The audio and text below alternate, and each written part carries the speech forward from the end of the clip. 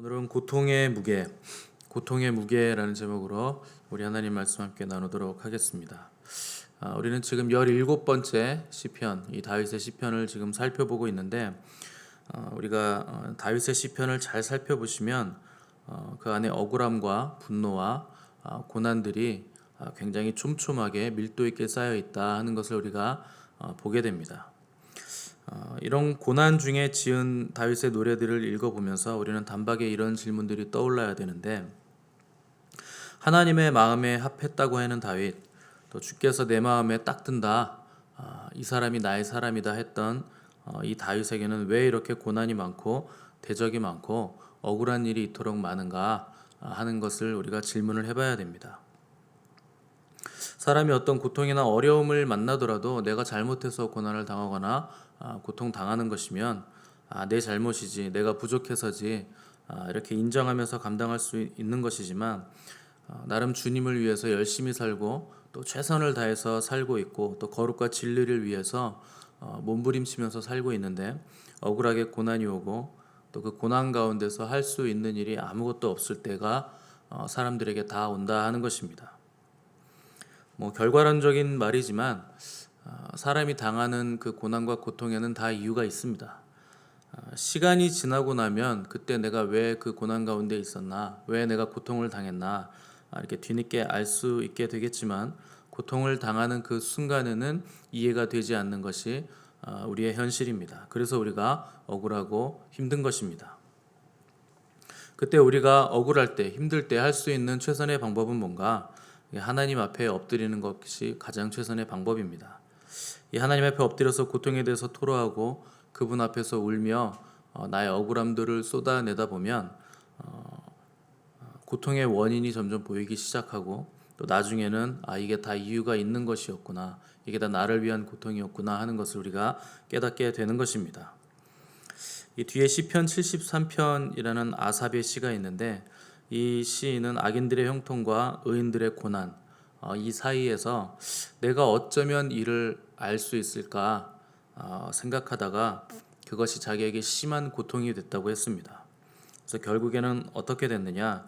하나님의 성소에 들어가서 하나님 앞에 섰을 때에야 내가 이 모든 원인과 종말을 깨달아 알게 됐다, 이렇게 고백을 했습니다. 이해할 수 없는 세상의 일들이 도대체 언제 깨달아지고 정리가 되는 것인가? 하나님 앞에 설 때야 비로소 이 일들이 깨달아지는 것입니다. 그리고 그 일들이 보이기 시작하는 것입니다. 결국 의인들의 이 고통을 통해서 하나님께서 우리에게 요구하시는 것은 뭔가? 세상을 변화시키는 것이 먼저가 아니라 먼저 우리 자신, 우리 스스로가 변화되는 것이 하나님의 목적이요 이 고통의 이유라 하는 것입니다. 우리의 성품과 내면의 근본적인 변화가 하나님의 목적이라 하는 것을 우리가 알게 될 때, 그때 비로소 우리는 고통의 참 의미를 알 수 있고 고통을 사랑할 수 있게까지 된다 하는 것입니다. 주님은 우리에게 말씀을 하셨습니다. 사람의 원수가 자기 집안 식구리라. 사람의 원수가 자기 집안 식구리라. 이 나의 원수는 집안에 있는 자녀, 부모, 또 친구일 수도 있고 또 한 교회 공동체 안에 있는 우리 한 지체들일 수도 있다 하는 것입니다. 가장 가까운 사람이 그 사람의 원수다, 이렇게 말씀을 하신 것입니다. 누구나 고통을 피하고 싶은 것이 자연스러운 반응이거든요. 누군들 몸이 아프고 싶고 또 재정의 문제로 계속 시달리고 싶고, 누가 관계 어려움 때문에 처절하게 피눈물을 흘리고 싶겠습니까? 그런데 하나님은 절대 이런 고통들을 우리에게 면제시켜 주지 않는다 하는 것인데, 왜 면제시켜 주지 않으시는가? 고통을 통해서 우리를 만들어 가시고 우리를 순결한 신부로 변화시키는 것이 그분의 방법이기 때문에 그렇습니다. 고통을 통해서 순결해지는 방법이 하나님이 정하신 방법입니다. 이것은 누구나 예외가 없습니다. 근본 하나님의 본체 되신 예수님마저도 고통을 통해서 순종함을 배우셨다고 했다면, 우리에게는 당연히 이 고통이 배움의 학교이고 또 우리가 순결하게 되는 방법이라 하는 것입니다. 내 본능을 버리고 또 내 체면을 버리고 내 자존심과 욕망과 자의식을 버림으로써 우리가 하나님께 속한 자녀다운 사람들이 될 수 있도록 우리를 정결케 하시는 과정이 바로 고통의 과정입니다. 공부를 많이 하거나 깊은 사고로 뭐 아주 놀라운 깨달음을 얻거나 뭐 영적인 것들을 많이 보거나 놀라운 통찰력으로 비밀과 신비를 아는 것도 매우 중요한 일이고 귀중한 일입니다. 그런데 고통을 통과하는 것만이 우리를 근본적으로 변화시키는 힘을 가지고 있는 것입니다. 왜 공동체 안에서 우리의 마음이 상하는가? 왜 가까운 사람 안에서 그 사람이 날린 그 화살이 우리 심령에 그토록 깊이 박혀서 오랫동안 우리에게 고통 속에 머물게 하는 일을 하는가? 그 상처가 우리를 변화시키기 때문에 그렇습니다. 사람을 변화시키는 것은 희망이 아니라 실망입니다. 여러분 이것을 꼭 기억하셔야 됩니다. 우리가 이제는 이걸 깨달아야 되고 우리에게 다가오는 실망과 상처와 무력감들이 나에게 하는 일들을 깨달을 수 있어야 됩니다. 지나고 나서 보면 나를 가장 훌륭하게 만들었던 시기는 어느 시기였나? 가장 고통스러운 시기가 나를 훌륭하게 만들었다 하는 것을 우리가 다 알고 있는 것입니다. 여러분들이 가장 고통스러울 때를 지나면서 많이 바뀌었다는 것을 여러분들이 돌아보면 다 깨닫게 되는 것입니다. 다윗은 왜 훌륭해졌는가? 이해되지 않는 고통과 고난으로 쏟아냈던 그 고함과 억울함들 때문에 이 시편에서 계속 다윗이 외쳤던 이 외침들 때문에 마치 소리는 나지 않는데 입을 벌려서 아우성을 치고 있는 듯한 이 시편의 기록들 때문에 다윗이 그만큼 훌륭해졌다 하는 것입니다. 우리가 시편을 읽으면서 계속 시편을 보면서 이 다윗의 고통을 또 외침을 우리가 들을 수 있어야 됩니다. 오늘 설교는 사실 시편 본문 설교라기보다는 이제 고통을 다루는 일반론, 또 고통이란 뭔가 하는 정의를 내리는 설교라고 볼 수 있겠습니다. 우리가 같은 공동체 안에서 상대를 변화시킬 수 있는 것은 사랑입니다. 근데 상대를 변화시키는 것은 사랑이지만 나를 변화시키는 것은 고통입니다. 사랑은 주는 것이고 고통은 내가 받는 것입니다. 고통을 받는 과정에서 반드시 우리가 같이 받아야 되는 게 하나님의 은혜를 받아야 됩니다. 하나님의 은혜 없이 고통만 받으면 우리가 악해지게 됩니다.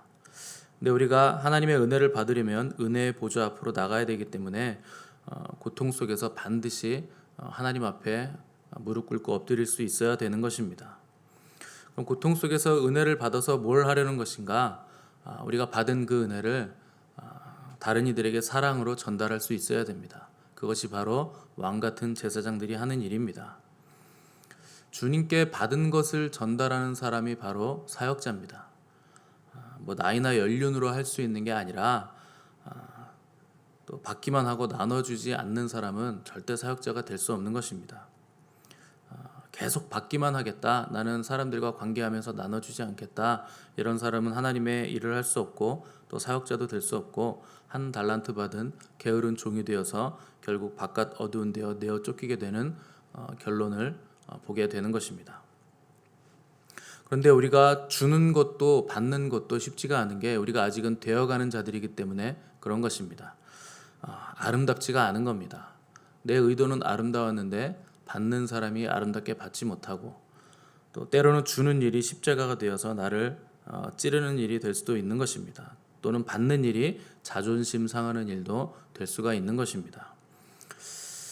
순수한 마음으로 줬는데 주면서 오해받고 또 줬다고 책망받고 헌신했더니 또 잘난 척한다는 비방도 우리가 들을 수도 있는 이유는 우리가 다 과정 중에 있는 사람들, 아직 부족한 사람들이기 때문에 그렇다 하는 것입니다.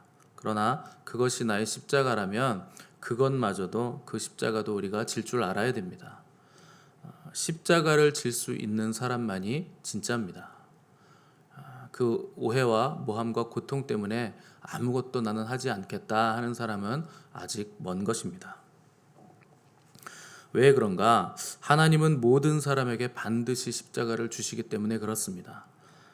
마음에 거슬리는 사람, 또 돈을 떼먹은 사람, 도와줘도 욕하고 또 감사를 모르는 사람, 배은망덕한 사람, 이 천차만별의 십자가가 각 사람들에게 있다 하는 것입니다. 도대체 왜 그런 사람들이 한 공동체 안에 내 주변에 그렇게 있는 것인가? 이유는 너무 확실하지 않습니까? 나 때문에 있는 것입니다. 하나님께서 특별한 사명을 주셔서 나를 변화시키라고 내 주변에 배치하신 하나님의 도구들이 바로 그 사람들입니다. 십자가란 뭔가 모든 것을 참으며 모든 것을 바라며 모든 것을 견디는 하나님 사랑의 결정체가 바로 십자가입니다. 우리도 그리스도를 닮아서 우리의 십자가 또 내 옆에 있는 사람들을 내가 반드시 지고 가야만 한다 하는 것입니다. 다윗의 옆에는 용사들이나 자기 사람들만 있는 것이 아니었고 다윗을 모함하고 또 싫어하고 오해하고 대적하는 자들이 항상 있었습니다. 왜 그 사람들이 다윗 옆에 있었나? 하나님께서 다윗을 변화시키기 위해서 훌륭하게 만드시기 위해서 그 사람들을 옆에다 배치시켰다 하는 것입니다.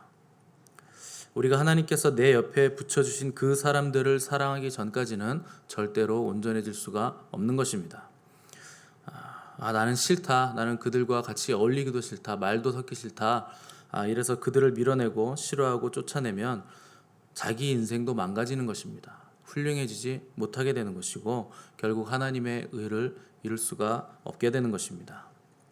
그래서 가장 뛰어난 사역자는 고통을 아는 사역자입니다. 주님은 지구상에 존재하는 모든 인류의 죄를 혼자 다 뒤집어 쓰시고 모든 고통을 혼자서 다 감당하셨습니다. 고통의 무게가 책임의 무게이고 고통의 무게가 사역의 무게라 하는 것입니다. 그래서 고통 없이 어려움 없이 환난과 인내와 연단 없이 사역에 임하는 사람들은 절대 하나님의 통로로 쓰임받지 못합니다. 한시적으로는 쓰임받을 수 있겠지만 결국 실패하고 낭망하고 버려지게 되는 이유는 고통의 과정이 없었기 때문에 결과를 유지할 힘이 없어서 그렇게 무너지는 것입니다. 그래서 목회자들도 개척을 해보지 않고 그냥 청빙받아서 좋은 목회지에 가는 사람들은 중간에 다 포기하는 것을 볼 수 있는데 그 정도 규모가 되기까지의 과정을 거치지 않았기 때문에 감당을 못하는 것입니다. 그러니까 고통을 거치지 않고 얻은 열매이기 때문에 결국 그것을 유지할 힘이 없다 하는 것입니다. 처음에는 상대하기도 싫고 도대체 왜 저런 사람들에게 고통을 내가 계속 받아야 되나 이해도 되지 않겠지만 여러분 이해하지 말고 하나님의 말씀을 그냥 믿으셔야 됩니다. 믿는 자만이 보게 되는 것이고 보게 되면 나중에는 다 이해가 될 것이기 때문에 그렇습니다. 여러분이 고통스럽다고 하나님 마귀를 좀 없애주세요. 이렇게 아무리 기도하셔도 절대 마귀가 없어지지 않습니다. 마귀를 없애서 우리의 고통이 해결이 됐다면 주님께서 진작에 다 없애주셨을 것이나 그런 방식으로는 우리가 거룩해지지 않습니다. 고통이 면제된다고 우리가 거룩해지는 것이 절대 아니기 때문에 그렇습니다. 큰 일을 맡기려는 사람에게는 큰 문제가 허락이 되는 것입니다. 사람의 역량이 얼마만큼인가 하는 것은 그 사람이 감당하는 문제의 크기를 보면 다 알 수 있습니다. 하나님은 각자의 그릇에 맞게 각자의 사람들을 훈련하시기 때문에 그렇습니다. 우리가 작은 그릇에 담긴 문제를 한번 해결하면 그 다음에는 그릇이 점점 커지거든요. 그래서 계속 그릇이 커지면서 그 커진 그릇에 맞는 그 다음 더 큰 문제가 그 그릇에 담기게 되어 있습니다. 이 지난한 과정을 계속 우리가 반복하면서 우리의 그릇이 커지고 지경이 넓어지고 영적인 역량도 커지게 되는 것입니다. 그런데 우리가 이 과정을 지금 거치지 않았기 때문에 우리가 힘든 것이고 이 과정을 회피하고 지금까지 쉬운 길로만 쉬운 선택만 하면서 살아왔기 때문에 우리가 사람을 담아낼 그릇이 우리 안에 만들어지지 않은 것입니다. 그래서 우리가 고통스러운 것입니다. 우리 주님의 그릇, 우리 주님의 역량은 전 인류의 죄 문제를 담을 수 있을 만큼이었습니다. 그래서 주님은 그것을 다 이겨내신 것입니다. 바울이 당한 핍박과 환난의 크기가 바울의 역량을 입증해 주는 것입니다. 마찬가지로 우리에게 다가오는 고통의 무게가 우리의 역량을 입증해 준다 하는 것입니다. 그러므로 우리에게 다가오는 이 불같은 고통의 문제들로부터 도망가려고만 하는 것이 가장 어리석은 사람입니다. 제가 자주 말씀드리지만 고통을 낭비하시면 안 됩니다. 그 고난을 통해서 하나님께서 우리에게 요구하시는 그 하나님의 의를 우리가 이룰 수 있는 지혜가 있어야 됩니다. 나의 온전치 못함은 누가 채우는가?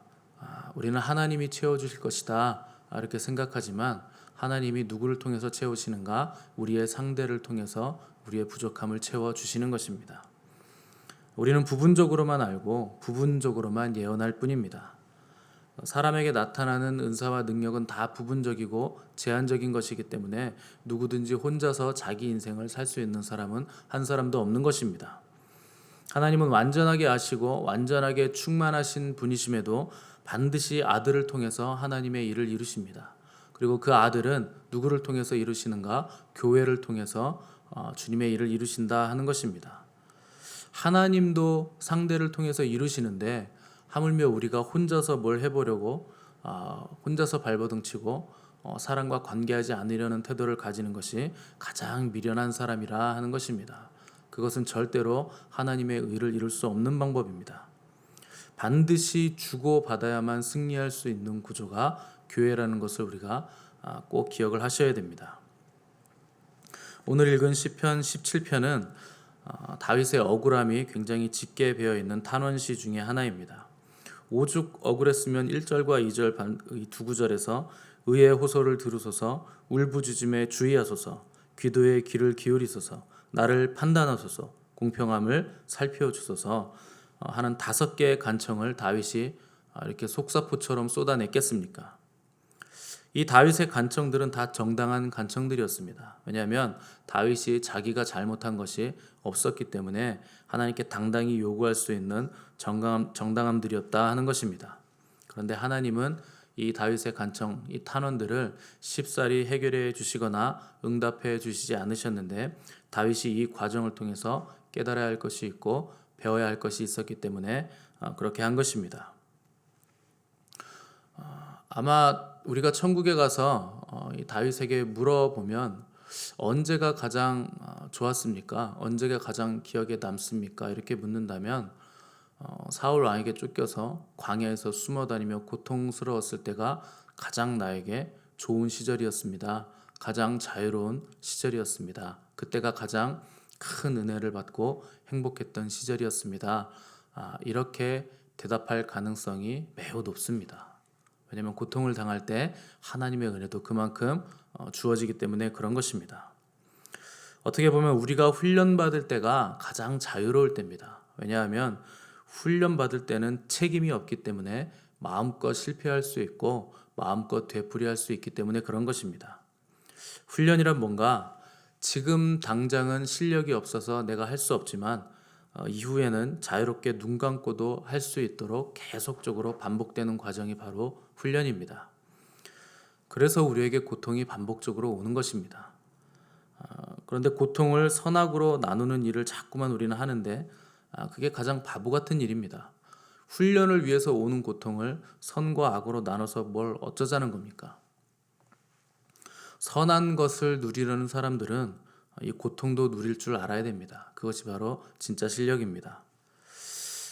우리는 결국 영광을 입을 것입니다. 그리고 이 훈련을 다 통과할 것이고 나중에는 미래에는 아주 가까운 미래에 우리는 눈 감고도 이것을 통과할 수 있는 실력들을 가지게 될 것입니다. 근데 지금은 훈련생이기 때문에 여러분 군대 남자들만 가니까 잘 모르시겠지만 훈련병은요 계급이 없습니다. 옷도 진짜 옷 같지도 않은 이상한 훈련병 옷을 입으면서 뭐 지금은 어떤지 모르겠지만 진짜 멋대가리 없는 옷 입고 훈련을 받는 겁니다.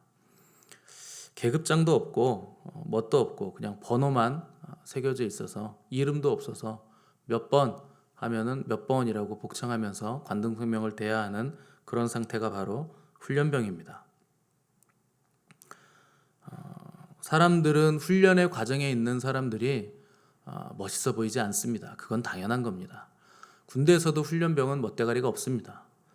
사람들은 이렇게 얘기합니다. 아니 저 사람은 하나님 믿는다면서 왜 맨날 저렇게 지질이 궁상인가? 왜 맨날 항상 저 자리에 있고 저 모양인가? 이것이 사람들로부터 듣는 소리입니다. 그리고 우리의 자리가 바로 그런 자리입니다. 당연한 겁니다. 우리가 영광을 입기 위해서는 반드시 그 과정을 거쳐야 되기 때문에 그런 것입니다. 그러나 하나님은 우리가 영광을 입은 모습을 미리 보시고 계시기 때문에 우리를 존귀하다 하시고 아름답다 이렇게 불러주시는 것입니다. 그러니 여러분 당당하시기 바랍니다. 이 자리를 거치지 않은 사람들은 영광을 입을 수 없는 것입니다. 현재의 고난은 장차 다가올 영광과는 좋게 비교할 수 없는 것입니다. 뒤따라가는 사람은 앞서간 사람들이 있기 때문에 더 쉽게 가는 것입니다. 그리고 맨 앞서 가신 우리 주님이 계시기 때문에 그분이 쉬운 길을 만들어 놓으셨기 때문에 우리는 쉽게 갈 수 있는 것입니다. 음악가나 발레리나나 축구 선수나 예술가들도 목표를 위해 피눈물을 흘리면서 자신만의 고난의 길을 다 걸어가는 것입니다. 하물며 하나님의 영광의 길을 가는 우리는 더 큰 고난이 있다 하는 것을 깨달아야 하는 것이고 이 고난을 즐길 줄 알아야 됩니다. 여러분 고난을 사랑하시기 바랍니다. 고난을 사랑할 줄 모르면 아직 시작도 못한 것입니다. 여러분 고난을 사랑하시고 이 고난을 통해서 내가 입을 영광을 바라보실 수 있는 그런 영적인 실력과 안목을 기르셔야 됩니다. 그리고 그걸 즐기실 수 있으셔야 되고 누리실 수 있으셔야 됩니다. 그러면 어느 순간 몰라보게 장성한 분량이 된 자신을 발견하실 수 있게 되실 것입니다. 이 은혜가 저와 여러분에게 충만하게 임하시기를 간절히 바랍니다.